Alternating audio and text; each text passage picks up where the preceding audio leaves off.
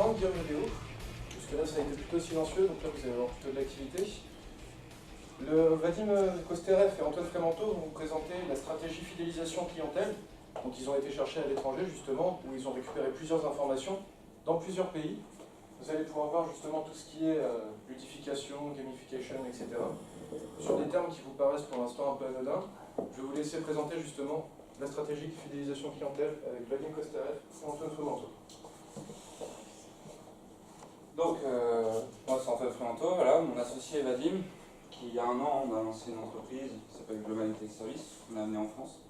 C'est une entreprise qui a été fondée il y a 3 ans, une entreprise américaine. Nous, on est les précurseurs du projet en France, et donc on a suivi l'entreprise qui a mis 3 ans à développer un logiciel qui gère la fidélisation client. On a testé plusieurs solutions, plusieurs logiciels, et pour finalement arriver à la conclusion de ce logiciel, qui pour nous aujourd'hui est un très bon moyen de fidélisation et qui est notre meilleur produit. On ne va pas trop étayer là-dessus, on va plutôt essayer de vous faire prendre conscience de ce qu'est la fidélisation, de ce qu'est la génération Y. Ça, c'est la première partie de notre mini-séminaire. On va, en deuxième partie, vous dire quels moyens on peut mettre en place pour fidéliser une clientèle, quelles actions à mener. Donc ça, c'est Vadim, mon associé, qui va vous présenter ça. Et en troisième partie, on va vous donner des petits exemples d'entreprises qui ont mis en place des stratégies de construction de la fidélisation. Donc Vadim est kazakh d'origine, du Kazakhstan, donc il a un petit accent russe. Voilà, si vous n'arrivez pas à le comprendre, n'hésitez pas à le couper. Il sourira, voilà, comme ça. Donc, première statistique, on a remarqué que dans une entreprise, en moyenne, 20% de la clientèle va rapporter 80% du bénéfice. Ici, je parle bien du bénéfice, pas du chiffre d'affaires. Et 80% des autres clients vont rapporter que 20% du bénéfice. Pourquoi? Parce qu'il existe les clients réguliers. Les clients réguliers, c'est ceux qui aiment votre entreprise. C'est ceux qui viennent et reviennent sans que vous ayez besoin à faire d'efforts en tant qu'entrepreneur. Vous n'avez pas besoin en fait de faire de la pub, de leur donner des coupons, de leur donner des réductions. Eux, ils aiment un truc dans votre entreprise, peu importe la raison. Ça peut être le produit, la qualité, le prix, le service, le personnel. Dans tous les cas, ils vont y revenir d'eux-mêmes. Pour vous, en tant qu'entreprise, c'est gratuit, ces clients-là. Pas besoin de les... Pour vous, ça ne coûte rien. Et en plus, ils peuvent même vous apporter plus d'argent, puisqu'ils aiment tellement votre entreprise qu'ils vont la recommander. Ils vont la recommander à leur entourage, à leurs amis. Donc ça vous fait de la pub gratuitement. Et il existe des autres clients, on revient en arrière, les autres clients, 80%, les autres clients qui, eux, doivent être attirés par vos efforts, par la publicité, par le marketing. Pourtant, ces clients-là, puisque vous devez payer pour les avoir, vont vous apporter que 20% de votre bénéfice. Et les entreprises, en général, on constate qu'elles mettent beaucoup de moyens, beaucoup d'actions, d'efforts, de ressources pour attirer une clientèle qui, finalement, vous engendre que 20% de votre bénéfice. On peut comparer ça avec une piscine. Imaginez que la piscine, c'est votre entreprise, et l'eau, c'est la masse de vos clients, c'est la masse de votre clientèle. Quand vous attirez des clients, vous ouvrez le robinet pour remplir la piscine. Vous mettez de l'eau dans la piscine. Mais si vous n'avez pas fermé le tuyau d'évacuation, l'eau, elle passe et puis elle ressort. Là, c'est quand vous attirez de la clientèle, vous faites que attirer. L'eau, elle passe et votre entreprise, elle ne pourra jamais prospérer comme ça. Parce que vous allez dépenser presque autant que ce que ça va vous rapporter. Donc il faut mieux fermer le tuyau d'évacuation et laisser l'eau monter dans votre piscine, sauvegarder la masse de vos clients. Vous savez, il y a un bon dicton dans le business qui dit qu'il faut faire plus fort ce qui est déjà fort. Donc pour nous, l'entreprise doit être focus sur sa clientèle régulière. Et on a remarqué qu'une augmentation de 5% de la clientèle régulière, qui est une petite augmentation, peut engendrer de 25 à 100% de bénéfices supplémentaires. Donc, si votre entreprise est focus sur vos clients réguliers, il suffit de mettre en place une stratégie pour l'augmenter un tout petit peu pour engendrer plus de bénéfices. 63% des spécialistes marketing savent très bien comment attirer une clientèle. Ils savent faire leur boulot, ils savent attirer, mais ils ne savent pas comment la sauvegarder. Voilà, ça c'est notre entreprise. Nous, notre budget publicitaire est à 100% redistribué dans notre programme de fidélité. Ce qui veut dire qu'en fait, nos clients deviennent notre pub. Voilà, c'est comme ça qu'on fonctionne.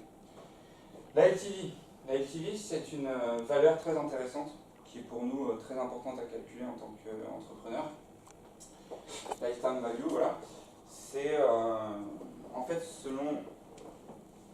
après le début de votre coopération client-entreprise, donc quand vous avez acheté votre premier produit chez une marque, durant toute votre durée de vie, combien de fois vous êtes allé redépenser dans cette entreprise. Par exemple, c'est quoi ton téléphone iPhone. iPhone, c'était quoi le précédent? iPhone. Ça sera quoi le prochain? Voilà. Est-ce que tu as aussi l'Apple TV, l'Apple Watch ou des choses comme ça? Tout chez Apple. Exactement. Et donc tu vois, tu es prêt à reconsommer chez Apple. Donc toi, à partir de ton premier achat d'iPhone, jusqu'à la fin de ta vie où tu vas arrêter de consommer chez Apple, c'est ça ta LTV pour Apple. Et si tu fais que consommer des iPhones à chaque fois, ta LTV elle est grande. Voilà. Apple savent très bien calculer cette valeur. Selon Bain & Company, du 31 au 36e mois, le client régulier dépense en moyenne 67% plus que pendant ses premiers 6 mois avec la coopération d'entreprise. Ça veut dire quoi? Ça veut dire que la première fois qu'il a fait un achat jusqu'à 6 mois, et du 31 au 36e mois, sur le 31 au 36e, donc c'est aussi 6 mois, on constate qu'il dépense 67% plus. Donc en fait, il faut réussir à fidéliser son client pour qu'il reste au moins 3 ans client actif chez vous. Et au bout de 3 ans, il consommera 67% plus que la première année. Voilà. En clair. Dans 2-3 ans, dans quelques années, les milléniaux seront les principaux clients solvables. C'est qui les milléniaux? Les milléniaux, c'est la génération Y. Par exemple, ma génération. Moi, je fais partie de la génération Y. Mon équipe fait partie de la génération Y. C'est ceux qui sont nés entre 80 et 2000. On a eu une génération à peu près tous les 20 ans. Par exemple, Baby Boom, après Seconde Guerre mondiale, après génération X, la génération de mes parents, et nous, la génération Y. Dans quelques années, on aura une nouvelle génération. Dans tous les cas, dans quelques années, nous, génération Y, nous serons les principaux clients des entreprises. Pourquoi? Parce qu'on aura nos travails, nos salaires, nos entreprises, on aura des revenus, et donc c'est nous qui allons consommer le plus. Et il faut comprendre cette génération Y et adapter sa stratégie aux milléniaux. Les milléniaux sont caractérisés par 5 points différents. Premier point, la ludification, qui vient de l'anglais gamification. Ludification, c'est quoi? Ça vient du mot ludique. En fait, c'est l'art de transformer les choses courantes comme un jeu. Nous, on est très joueurs comme génération. C'est pour ça que quand on va regarder un match de foot, on va voir par exemple 10 000 € à gagner ou une voiture à gagner. Les entreprises vont mettre en place des jeux sur les réseaux sociaux pour nous attirer. C'est parce que nous, en tant que génération Y, on est vraiment très très joueurs. Ça a été inventé par McDonald's en 1984. McDonald's ont sorti un jeu qui ressemble au Monopoly. Voilà, c'était une carte où il fallait avancer avec ses pions, avec des dés, etc. C'était disponible dans les supermarchés, dans les magasins de jouets, mais pour pouvoir y jouer, il fallait avoir des vignettes. Et les vignettes qu'on obtenait dans les menus McDonald's. Ça a fait un carton plein, ça a fait un boom. Les gens, ils achetaient 2-3 menus à la fois, ou alors ils retournaient chez McDo chaque semaine, pas pour manger, mais pour avoir les vignettes pour pouvoir jouer au jeu. Voilà. C'est de là que le terme gamification a été créé. C'est McDonald's qui a inventé ça. Deuxième point, la personnalisation. Nous, on est très individuels. On est un peu moi, et on va se mettre en avant. C'est d'ailleurs pour ça que le réseau social Instagram marche très fort. Parce qu'Instagram a mis en place plein d'outils pour pouvoir se mettre en avant. D'ailleurs, là-dessus, j'ai une petite anecdote qui est assez marrante. Vous savez, notre corps a besoin de dopamine. La dopamine, c'est une hormone. Une hormone, on la surnomme l'hormone du plaisir ou l'hormone du bonheur. C'est une hormone que notre corps va générer quand, par exemple, on aura du sexe, quand on va manger, quand on va faire du sport. Toutes les choses qui nous procurent du plaisir va nous créer de la dopamine. Il y a des scientifiques, des médecins, ont fait une analyse et ont prouvé que le nombre de likes sur les réseaux sociaux nous procurait de la dopamine dans notre corps. Donc moralité, plus on a de likes et plus on est heureux. Voilà. Génération Y. Troisième point, évangélisation. L'évangélisme. C'est quoi l'évangélisme? C'est un terme qui a été créé par Guy Kawasaki dans les années 80 avec Apple. C'est l'art en fait de faire s'étendre une marque à l'international, que tous les gens deviennent fans de cette marque. Guy Kawasaki, ça a été le gars qui a mis sur le marché le premier Mac d'Apple. Voilà. Il a rendu les gens tellement fans de cet ordi qu'on lui a attribué un terme évangéliste. Et nous, notre génération, on a besoin d'être fan d'une marque. On a besoin d'être fan de quelque chose. L'exemple est tout simple, hein, si on reprend les smartphones, je suis sûr, dans votre famille, dans votre privé ou dans vos entreprises, dans vos équipes, vous avez toujours eu le débat, quel est le meilleur smartphone, Samsung ou Apple? Moi, dans mon équipe, c'est toujours, presque tous les jours, j'entends ce débat. Ah, moi j'ai un Samsung, c'est mieux, moi j'ai un Apple. C'est assez marrant de voir que les gens sont tellement fans de leurs produits qu'ils sont prêts à les défendre, et même presque à se battre, quoi. Ils sortent les meilleurs arguments pour les défendre, pourtant, personne de mon équipe ne travaille chez Apple, personne ne travaille chez Samsung. Voilà. Donc ça, c'est, on a vraiment besoin d'être fan d'un produit. Quatrième point, c'est la cécité à la pub. Pourquoi? Parce que nous, on est nés dans la pub.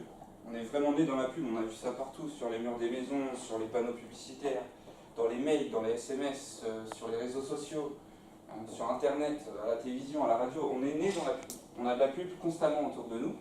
Et on est tellement habitué à cette pub qu'elle n'a pas vraiment d'effet. Il est presque devenu aveugle. Elle a moins d'effet que sur les générations précédentes. Cinquième point, c'est la confiance en eux-mêmes. Pourquoi j'ai mis ça? Tout simplement parce que la génération Y va faire davantage confiance à ceux qui font partie de la génération Y. Par exemple, si on veut un avis sur un produit quelconque, on est prêt à aller voir des youtubeurs, des blogueurs, ou demander à notre entourage, plutôt que de faire confiance à notre parent, par exemple, qui fait partie de l'ancienne génération. Donc ça, c'est les 5 points qui caractérisent la génération Y. Et je pense que chaque entreprise doit être consciente de qu'est-ce qu'est la génération Y, qui sont les milléniaux, pour pouvoir adapter sa stratégie sur le futur. 60% des représentants de la génération Y sont prêts à abandonner les services d'une entreprise si son concurrent a des offres plus attrayantes. Voilà. Donc nous, on n'est pas fidèle à une entreprise. Si le concurrent il a des offres plus attrayantes, on est prêt à changer. En moyenne. On a mis toutes les sources, hein, vous pourrez aller voir ces sites. 68% des représentants de la génération Y se disent peu susceptibles de devenir clients réguliers d'une entreprise qui ne possède pas de programme de fidélité. Les clients qui participent au programme de fidélité sont en moyenne 168% plus actifs que ceux qui n'y participent pas. Donc dans une entreprise, s'il y a un programme de fidélité, le client qui participe à ce programme sera 168% en moyenne plus actif que celui qui n'y participe pas. Parmi ceux qui participent au programme de fidélité, 79% préfèrent les remises directes, 71% préfèrent les remboursements. C'est un sondage à choix multiples, c'est pour ça que ça fait pas 100. Mais voilà, les gens préfèrent autant les remises que les remboursements. En tous les cas, on a un gros pourcentage sur les remises directes, donc on veut une réduction directe, et un autre gros pourcentage sur les avoirs en points ou un remboursement en cash si on n'est pas satisfait, voilà, des choses comme ça. 58% des clients coopératifs avec une entreprise aimeraient recevoir des offres plus attrayantes et des bonus supplémentaires. Voilà. Et là, on a une bonne statistique. Comment les programmes de fidélité affectent vos futurs achats auprès d'une marque? Donc, imaginez vous êtes une entreprise, vous avez mis en place un programme de fidélité. 54% ont répondu qu'ils augmenteront leur nombre d'achats réguliers. Voilà. 46% ont répondu que dès la mise en place du programme, ils ont déjà augmenté leur nombre, leur fréquence d'achat. 22% aucune influence, peu importe. 12% ont dit que si dans ce programme il n'y aurait pas assez de remises ou d'offres attrayantes, ils diminueraient leur offre d'achat. Et 12 autres pourcents ont répondu que dans ce programme il n'y avait pas assez d'offres attrayantes, donc ils ont déjà diminué leur nombre d'achats. Ce qu'il y a à retenir, c'est que plus de la moitié, plus de 50%, augmenteront leur fréquence d'achat ou ont déjà augmenté s'il y a la mise en place d'un programme de fidélité. Voilà une autre statistique intéressante. Comment les clients peuvent vous démontrer, à vous en tant qu'entreprise, leur fidélité. 78% vont recommander votre commerce aux autres. Voilà, s'ils sont fidèles à votre entreprise, ils vont la recommander aux autres. 69%, c'est pareil, c'est un sondage à choix multiples. 69% vont acheter plus. 54% ne vont même pas considérer les produits des autres entreprises. Voilà, par exemple, pour un fan d'Apple, la question est dite, le prochain téléphone c'est un Apple, je ne regarde même pas les autres. 15%, je rejoins la communauté sur les réseaux sociaux, donc ils vont s'abonner à vos pages, etc., mettre des likes. 11%, je soutiens visuellement la marque. Donc là, c'est quand ils mettent des t-shirts, ils mettent des stickers sur leurs livres, sur leur vitrine, sur leur voiture. Et 3%, c'est les autres. Ici, c'est intéressant de remarquer que plus de la moitié des sondés vont même pas considérer les produits des autres entreprises. Et que 69% vont déjà acheter plus, augmenter leur fréquence d'achat. Dans tous les cas, un client satisfait de votre entreprise va activer le bouche-à-oreille. Il va le recommander aux autres et il aura son montant de facture moyenne plus élevé. Pour 64% des consommateurs, les avantages du programme de fidélité est la principale raison de leur coopération avec une entreprise. Voilà. Donc pour 64% en moyenne des consommateurs partout dans le monde, la fidélité c'est la principale raison de leur coopération. 23% des consommateurs dont la fidélité a augmenté durant la dernière année ont admis que la raison en était le programme de fidélité. Voilà. Statistique intéressante. Donc j'espère pour vous que la partie théorie a été claire. Je vais vous laisser avec Vadim qui va vous expliquer maintenant, après avoir entendu tout ça, quels moyens à mettre en place pour lancer une stratégie orientée vers le client. Merci. Merci Antoine Clémenton. Alors, donc si tout est clair, voilà, on passe à la deuxième partie. Qu'est-ce que nous allons faire pour augmenter, pour utiliser un programme de fidélité, voilà, et faire nos clients fidèles. Première chose, c'est la mission, c'est votre mission de votre entreprise et les valeurs de votre entreprise.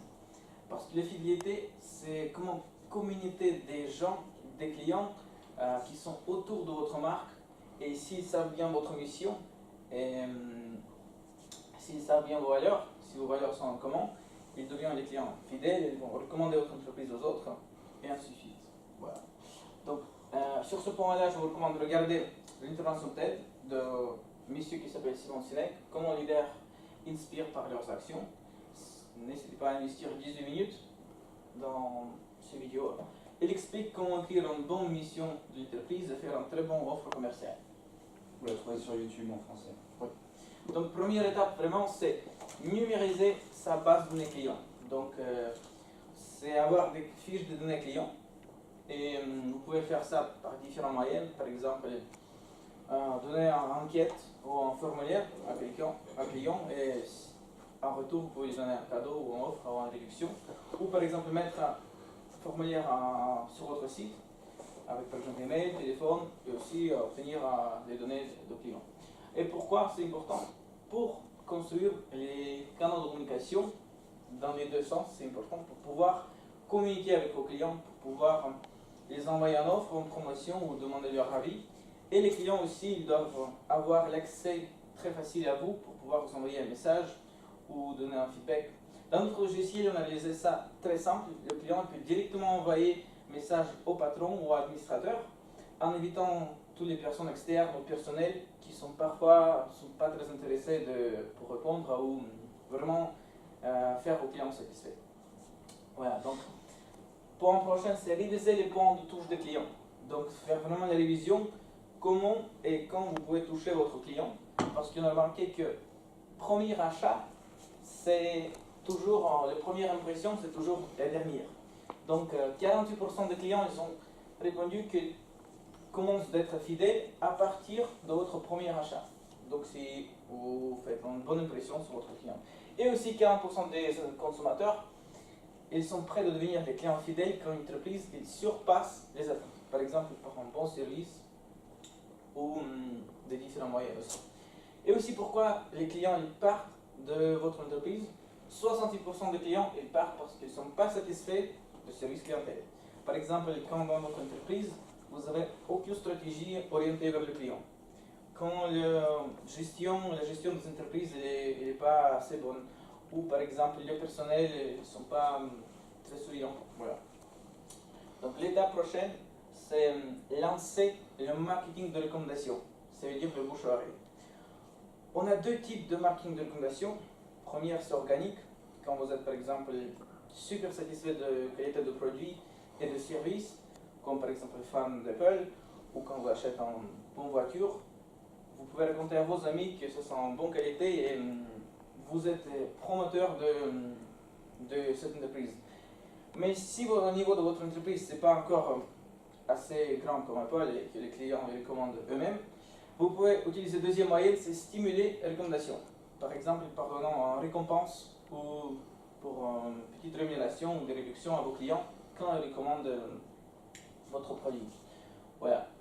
Pourquoi? Parce que les clients qui viennent par recommandation, ils coûtent toujours moins cher. Dans différentes sources, c'est marqué 8 fois 10 ou fois 15 fois moins cher que les clients attirés par la pub. Donc pour nous, c'est pas grave, parce que pour nous c'est plus important qu'ils sont toujours moins chers. Donc le conseil, c'est lancer de marketing de recommandation, c'est-à-dire bouche à oreille dans votre entreprise. L'étape prochaine, c'est contrôler le nombre de clients réguliers. Donc c'est comprendre dans combien de temps les clients ils retournent chez vous pour encore reconsommer. Ça s'appelle parfois taux de reconsommation. Chez nous, dans notre entreprise, nos clients ils nous payent abonnement mensuel. Donc si, par exemple, on remarque que le nombre de clients réguliers il baisse, là on peut lancer par exemple un jeu ou faire une offre en promotion pour toujours contrôler le nombre de clients réguliers et parfois augmenter, geler ce nombre. Voilà. Conseil, contrôler le nombre de clients réguliers. Étape prochaine, c'est démarrer ou redémarrer un programme de fidélité. Donc si vous n'avez pas encore le programme de fidélité dans votre entreprise, peut-être c'est le moment de le lancer. Comme un des philosophes arabes qui s'appelle Nassim Taleb, il a dit que si dans votre entreprise aujourd'hui tout est bon, donc c'est là le moment où il faut changer quelque chose. Parce que quand tout sera mal, ce sera déjà un peu trop tard. Voilà. Donc démarrer un bon programme de fidélité, c'est un des clés principales pour faire vos clients plus satisfaits par le service. Et le point prochain, c'est automatiser le système de fidélisation. Donc si dans votre entreprise, vous avez déjà optimisé et automatisé les autres processus de business, par exemple la livraison de vos matières premières, par exemple, ou les systèmes de caisses enregistreuses, ou par exemple logistique, c'est un des aussi processus de business que vous devez aussi automatiser pour que ça devienne automatique et simple et efficace. Voilà, donc c'est la dernière étape. Et maintenant, avec Antoine, on peut donner quelques exemples d'édification et de fidélisation. Des entreprises qui ont fait des petites actions pour fidéliser leur clientèle. Voilà. Première entreprise, c'est l'hôtel, The Ritz-Carlton. Vous connaissez l'hôtel, c'est un très bon hôtel, avec un très bon service de luxe. Et on a étudié comment eux ils fidélisent leurs clients. On est tombé sur une très bonne histoire. Quand dans un jour, une famille, ils ont été en vacances dans cet hôtel et quand ils ont parti, leur enfant il a oublié leur doudou, en girafe. Voilà. Et le père de famille il a envoyé l'email au Ritz en disant qu'ils ont oublié un girafe et s'ils peuvent le retrouver, envoyer chez eux. Comment l'hôtel peut réagir? L'hôtel peut dire, vous savez, on a beaucoup de clients parce que Ritz c'est quand même toujours un grand hôtel et on n'a pas retrouvé. Ou on a retrouvé, on vous en dira, voilà. Mais Ritz-Carlton, c'est quand même Ritz-Carlton, ils ont envoyé un email qu'ils ont retrouvé le girafe qui s'appelle Joshua. Mais il était tellement satisfait par leur service qu'il a décidé de rester encore 2-3 jours là-bas. Et quand il va finir ses vacances, il va revenir à la maison tranquillement.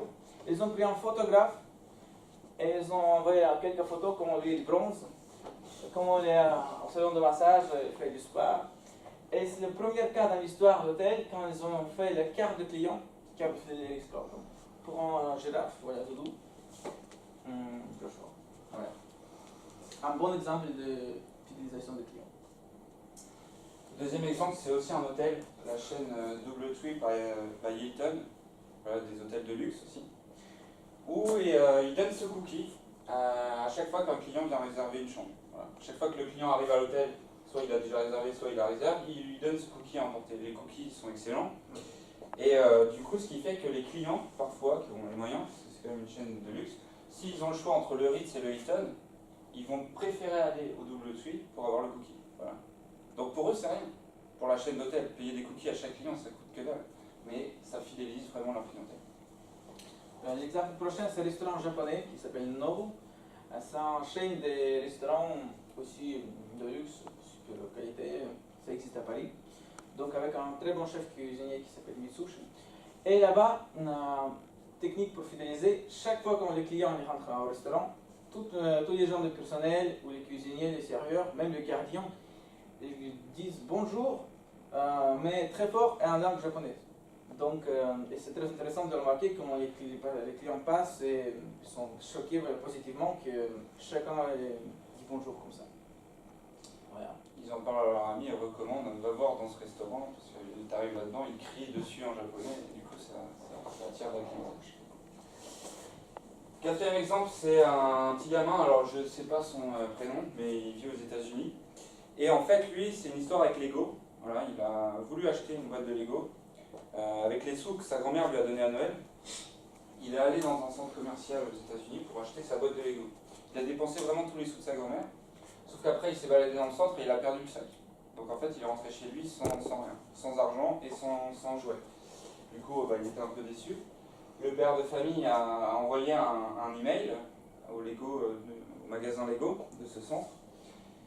Et ils lui ont dit, excusez-moi, mon fils, voilà, il a dépensé tout son argent de Noël, c'est quand même dommage, il a perdu son jouet. Vous voyez, Lego, c'était pas de leur faute si le petit il avait perdu le jouet. Mais ils ont répondu exactement ceci, ils ont dit, vu que si votre enfant dépense vraiment tout son argent de Noël dans notre magasin, bien évidemment qu'on le considère comme un client fidèle. Et ils lui ont renvoyé le jouet avec 2-3 boîtes supplémentaires. Le gamin était tellement heureux que le père il a pris cette photo, il l'a postée sur le Facebook en taguant Lego et ça a fait le tour du monde, ça a fait un buzz phénoménal. Voilà. Donc un bon exemple pour fidéliser la clientèle chez Lego. Bien. Ça c'est le screenshot avec la banque en ligne, c'était en Russie, c'est un des plus grandes banques en ligne en Russie qui s'appelle Tinkoff. Le client il demande est-ce que vous pouvez raconter une anecdote. Le manager il dit bonjour, 2 minutes, je cherche une bonne anecdote, et là il raconte une anecdote. Si vous voulez, je peux vous traduire une anecdote. En fait, il dit une seconde, voilà, je vous raconte une anecdote. Au banque, un monsieur, un peu avec les vêtements déchirés, il rentre et notre consultant, assez magnifique, il demande qu'est-ce que vous voulez faire chez nous. Le monsieur il répond que je vais faire un deposit à la banque, j'ai l'argent, est-ce que vous pouvez le mettre chez vous? Mais il dit ça de manière très agressive en disant est-ce que je peux mettre mes argents dans votre putain de banque? Et c'est même mis ici en petit, voilà. L'étoile, oui. Mais la dame elle dit mais comment vous pouvez parler avec nous comme ça? Vous êtes à la banque, c'est un droit quand même officiel. Elle dit oui, je suis à la banque et je vais faire un putain de dépôt dans un putain de banque. Et la dame elle commence à stresser, elle dit je vais inviter mon responsable, c'est pas normal ça. Et le gars il demande mais pourquoi vous voulez un responsable? Je veux juste faire un dépôt, rendez-moi un service. La dame elle court et invite son responsable, l'administrateur du banque, et l'administrateur vient et elle demande qu'est-ce qui se passe, et il ne comprend pas qu'est-ce qui se passe. Et le gars il répond, ça fait déjà la 3e fois que je demande, j'ai gagné un putain million de dollars en loterie, en loto, et je veux mettre ce million dans votre putain de banque. Bah, le responsable il dit, qu'est-ce que cette pute elle a même pas fait un service pour vous? Il dit, je fais moi-même. Bah là, le client est satisfait, il dit, vous êtes un meilleur banque, quoi, merci. Parce qu'en fait, voilà, la banque, on peut les contacter en ligne sur une application de messagerie et il y a un conseiller qui nous répond directement. Voilà. Un bon exemple d'utilisation. Aussi, ça c'est un exemple dans un vestiaire, au magasin. C'est aussi en Russie. Ici, ils ont mis, pas pour les achats, peut-être, et ça c'est 100% sûr que je prends. Donc les hommes ou les femmes, quand ils choisissent, ils peuvent choisir et différencier leurs achats. Voilà. Faire le tri dans leurs vêtements quand ils sont dans les cabines d'essayage. Ici, c'est un supermarché qui, sur ses cabines, a mis une calculatrice voilà, pour calculer combien va nous revenir le montant des courses. Donc, c'est aussi un petit truc qui fidélise leur clientèle. Et ça, c'est un promoteur immobilier qui, pour moi, a vraiment fait du génie là-dessus. En fait, vous voyez, imaginez un immeuble de 8-9 étages, donc, avec des ascenseurs. Et dans les couloirs, voilà, il y a une dizaine, une quinzaine d'apparts, donc il y a une dizaine, une quinzaine de portes. Il a mis un bouton qui appelle l'ascenseur à côté de chaque porte de chaque appart. Ce qui fait que les personnes, ils sortent de chez eux, ils appuient sur le bouton pour appeler l'ascenseur, après ils se retournent, le temps de fermer et de traverser le couloir, quand ils arrivent devant l'ascenseur, il est déjà monté. Ils n'ont pas besoin de l'attendre devant, en l'appelant devant, puisqu'ils l'ont déjà appelé en sortant de chez eux. Voilà. Et grâce à ça, il s'est fait connaître et il construit beaucoup plus de bâtiments, juste grâce à cette petite action. Donc on peut conclure notre mini-séminaire en disant que pour une entreprise, la fidélité de vos clients dépendra d'abord et toujours de votre fidélité pour vos clients. Voilà. Plus vous êtes fidèle à vos clients, plus ils seront fidèles à votre entreprise. Et aussi avec notre entreprise, à partir de décembre, on a lancé la version gratuite de notre logiciel, qui est un peu limitée, mais qui permet déjà de créer votre premier programme de fidélité assez simple et efficace. Donc, si vous n'avez pas encore le programme de fidélité, ou si vous pensez de démarrer, vous pouvez demander les gens qui vous invitent ici, et ils peuvent vous rendre un service, intégrer notre programme de fidélité gratuitement et accompagner jusqu'à vos premiers résultats. Donc merci à nous, Antoine Fremanteau, mon collègue. Et puis, là, nous, voilà.